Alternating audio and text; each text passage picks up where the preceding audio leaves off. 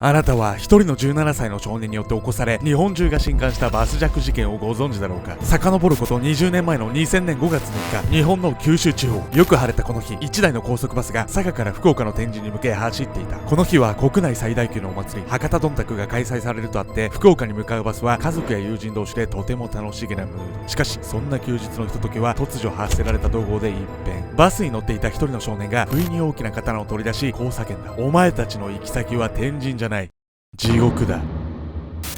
一人の少年によって引き起こされた西鉄バスジャック事件。彼はなぜバスを乗っ取る強行に走ったのか。そこには鬱屈した少年が心に抱える巨大な闇があったんです。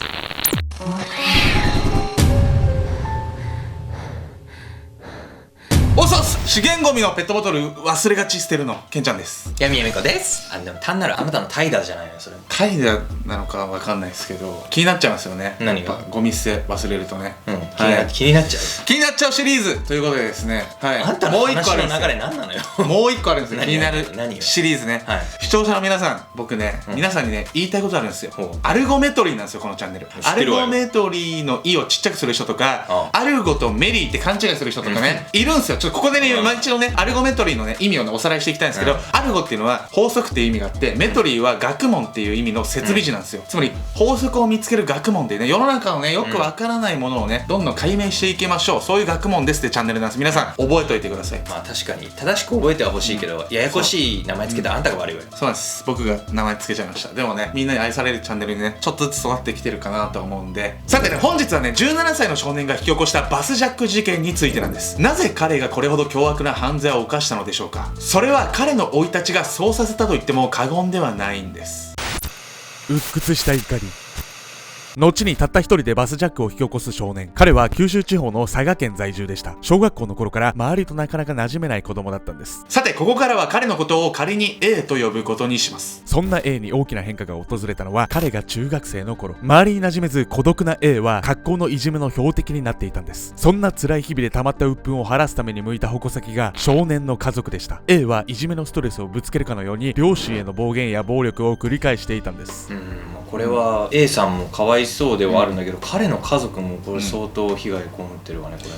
いやそうなんですよね。そしてね、ついに A のいじめがねもうある一線をね越えてしまうんですよ。高校受験も迫った中学3年の2月、 A は複数のクラスメイトからある指示をされました。それは外階段の踊り場から校庭へ5メートルほどの高さを飛び降りること。指示をしたクラスメイトたちは見せつけるかのように次々と飛び降りていきます。バカ。初めは腰が引けていた A だったんですが、飛び降りたクラスメイトたちに煽られこわごわ飛び降ります。しかし A は着地に失敗。腰を打ちつけ大きな怪我を負うことになったんです。打ちどころが悪ければ半身不随になっていたほどの怪我を負い、 A は入院。目前に迫っていた高校受験を特例として病院で受けることになったんです。いやーこれも怪我も大変だけど、これ、受験って後々の人生にも結構関わってくるわよ。まあそうっすよね。もう僕たちもね苦労したタイプなんでね、お互い浪人したんであれなんですけど、まあね、でもね僕たちと違ってね A 君はねなんとね結構ね勉強できるタイプの生徒だったんですよ。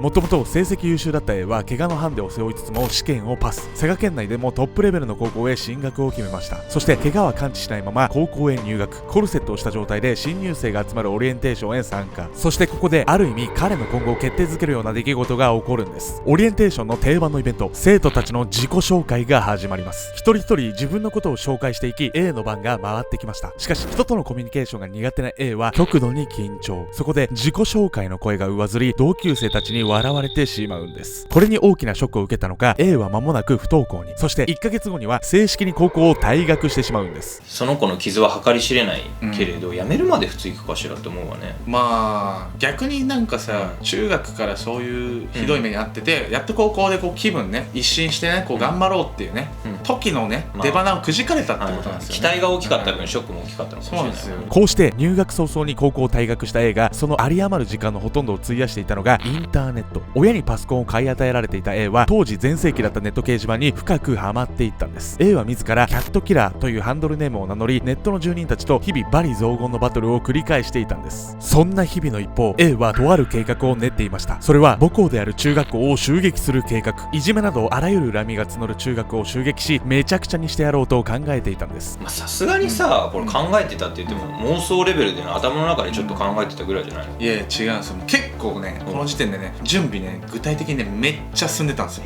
ある日、息子の様子がおかしいことに気がついた A の両親。父親が A を外に連れ出す間に母親が彼の部屋を調べました。すると恐ろしいものが次々と発見されるんです。牛刀やスタンガン、催涙スプレーなど人を襲うための武器だったんです。そして中学校へ向けた犯行声明文もありました。これを見つけた両親は息子の明らかな異常性をどうにかするため精神病院へ問い合わせます。しかし精神鑑定書がなければ入院させることは不可能。そこで有名な精神科医に相談することにしたんです。その結果、警察や病院の協力を取り付けることができたんです。間もなく A は強制的に精神病院へ入院。しかしこれで A が更生することはなかったんです。むしろ周りへの怒りを加速させていったんです。入院中はおとなしく過ごした A。しかし A の心の中には自らを拒絶するかのように見える社会への憎しみがふつふつと煮えたぎっていたんです。そしてついに5月3日、 A に1泊2日の外出許可が下ります。束の間の自由を手にした A はすぐさま自宅のパソコンを使い、ネット掲示板にこのように書いたんです。佐賀県佐賀市17歳、ネオ麦茶、ヒヒヒヒヒ。意味わかんねえわ。そしてここから A は1台のバスを地獄へと陥れていくんです。さてね、ここでね強制的に入院させられていた A なんですが、つまりね世間にもね恨みをねどんどん募らせていった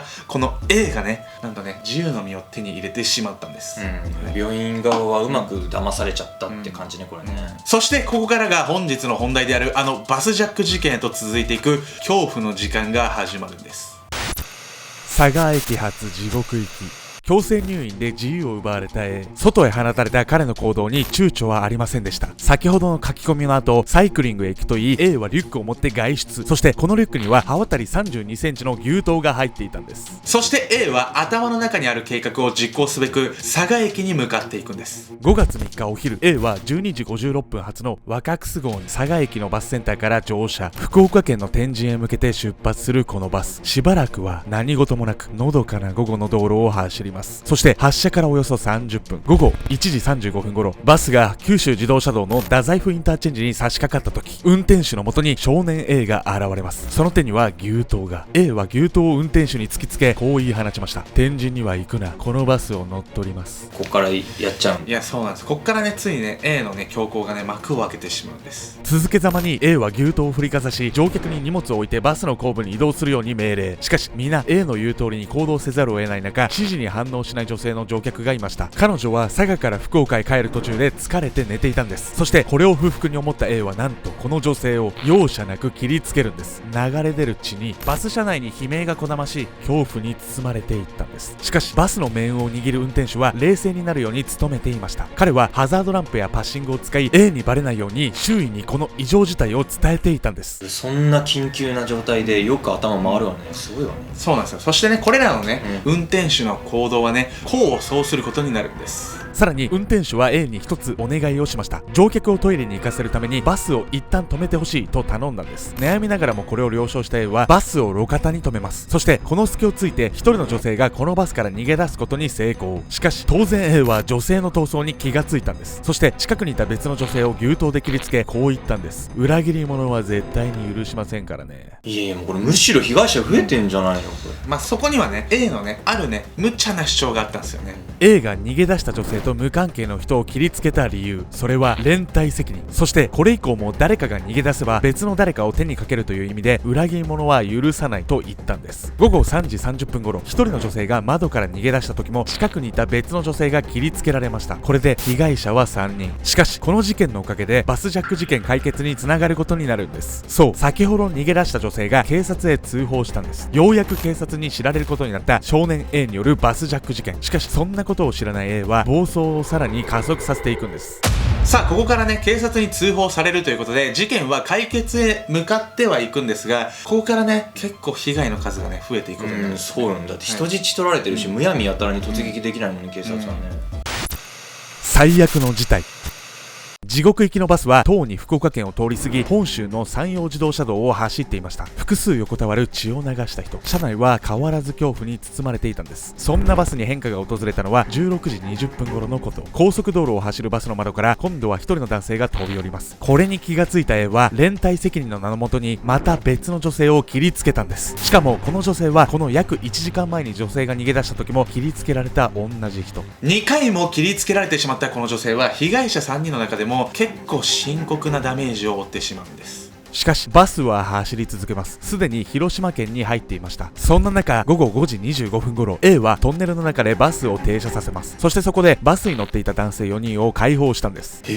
なんで自分がね逆に犯人側の立場になって考えてほしいんですけど、まあねまだ17歳の少年ということで、バスの中にね、大の大人がね、しかも男の人でいたとしたら、逆に逃がした方がいいと考えたんだと思います。後々取り押さえられる可能性もあるってことね。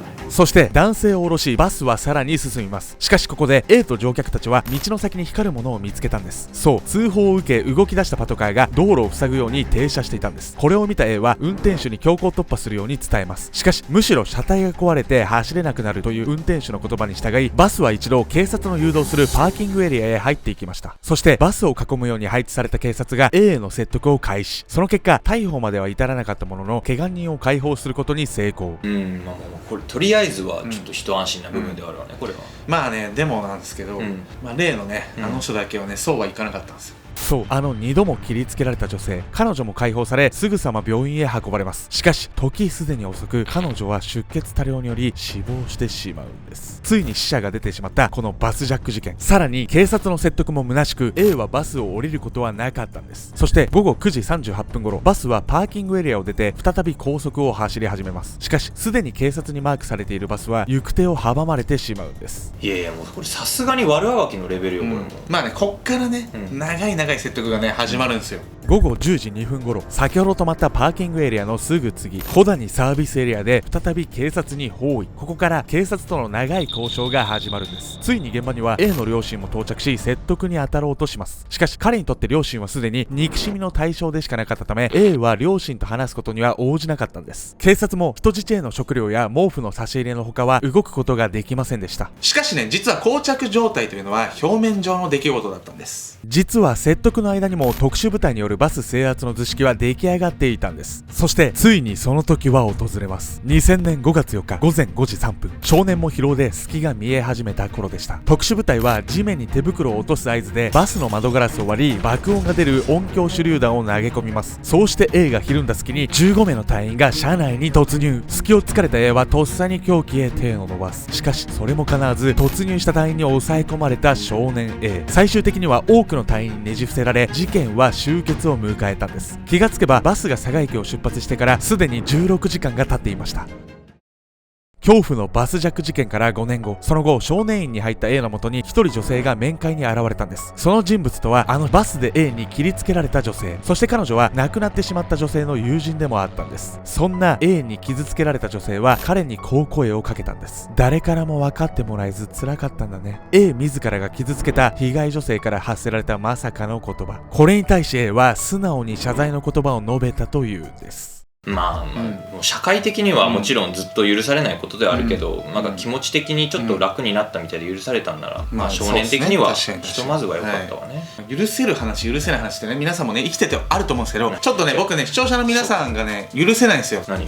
嘘っす。もうそんなね偉そうに言えないです。お願いの話です。画面の右下にねベルマークあるじゃないですか。あれ通知のマークなんですけど、登録はしているけど通知が来ないって人いるんですけど、通知マークを押してねオンにしてくれると、なんとですねアルゴメトリーがねプレミア公開セッティングしたりとかね、公開をね予約したらね、皆さんのスマホにね通知が行くんですよ。ちょっと許せる許せないに乗じてねちょっと偉そうに言っちゃったんですけど、全然通知オンにしなくても全然大丈夫なんで。どっちよ先から。絶対通知オンにしないでください。絶対するなよ。絶対するなよ。